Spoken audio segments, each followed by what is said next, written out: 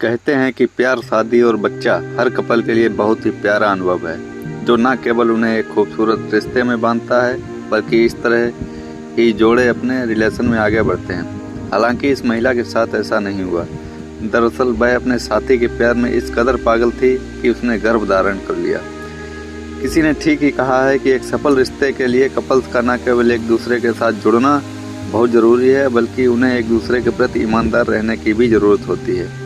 यही वजह है कि रिश्तों में विश्वास की कमी की वजह से कभी कभार सब कुछ बिखर जाता है।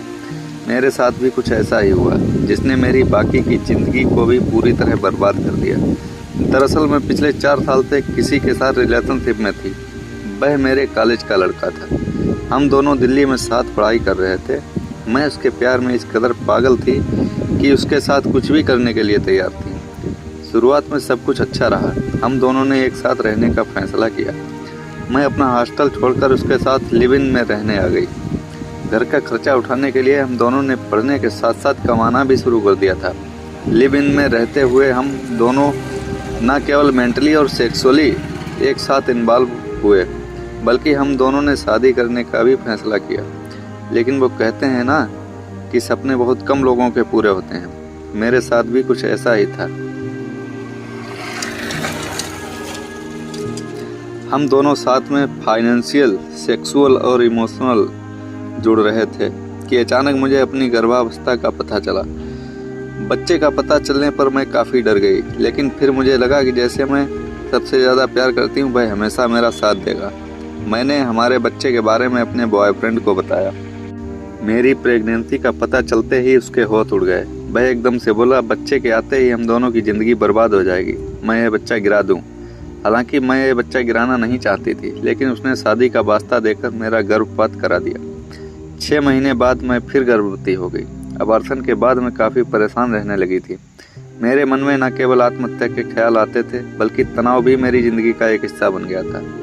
हालांकि इस दौरान मैंने अपने पार्टनर से शादी करने के लिए भी बोला, लेकिन उसने साफ इनकार कर दिया। उसने कहा कि वह अभी मुझसे शादी नहीं करना चाहता है। यही एक वजह भी है कि वह अपने घर में मेरे लिए बात नहीं कर रहा था। इस बात को 6 महीने बीत गए।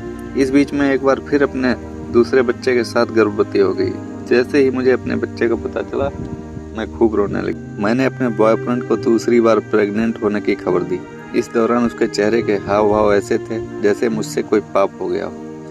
मैंने उससे कहा कि हम कोर्ट मैरिज कर लेते हैं, जिसके लिए परिवार को अभी बताना भी ज़रूरी नहीं है। लेकिन वो गुस्से में चिल्लाने लगा। उसने कहा कि वह आजकल हमारे बारे में अपने घर पर बात करेगा, जिसके बाद ही वह मुझसे शादी करेगा। इस बात को 4-5 दिन बीत गए। मैंने उसके जवाब का इंतज़ार किया। फिर अचानक से मैंने उसका फ़ोन चेक करना शुरू कर दिया। इस दौरान मुझे एक लड़की के रोमांटिक मैसेज मिले, जो उसे दिल वाली इमोजी भेज रही थी। इन मैसेज को देखते ही मेरा दम निकल गया। मैंने तुरंत उसे फ़ोन दिखाते हुए पूछा कि वह लड़की कौन थी, तो उसने अपनी गलती मानते हुए मुझसे माफ़ी की भीख मांगना शुरू कर दिया। इस दौरान मैं इतना टूट गई कि मैंने उसके पिता को फ़ोन लगाकर हमारे बारे में सब कुछ बता दिया। उसके पिता ने उसे घर बुलाया, जिसके बाद वह कभी वापस नहीं लौटा। उसने मुझे हर जगह से ब्लॉक कर दिया। जिस समय उसने मुझे छोड़ा था, उस दौरान मैं अपनी गर्भावस्था में थी। एक दिन सिचुएशन ऐसी आ गई कि मैं रास्ते में चक्कर खाकर गिर पड़ी। कुछ पुलिस वालों ने मुझे अस्पताल पहुंचाया। 3 दिन तक अस्पताल में लावारिसों की तरह पड़ी रहने के बाद मुझे होश आया। जब मेरी तबीयत पहले से बेहतर हुई तो मैं अपने घर पहुंची। इसी दौरान मुझको उसका मैसेज मिला। उसने कहा कि वह अपने घर वालों को मना रहा है। उसे मेरी तबीयत का पता चला।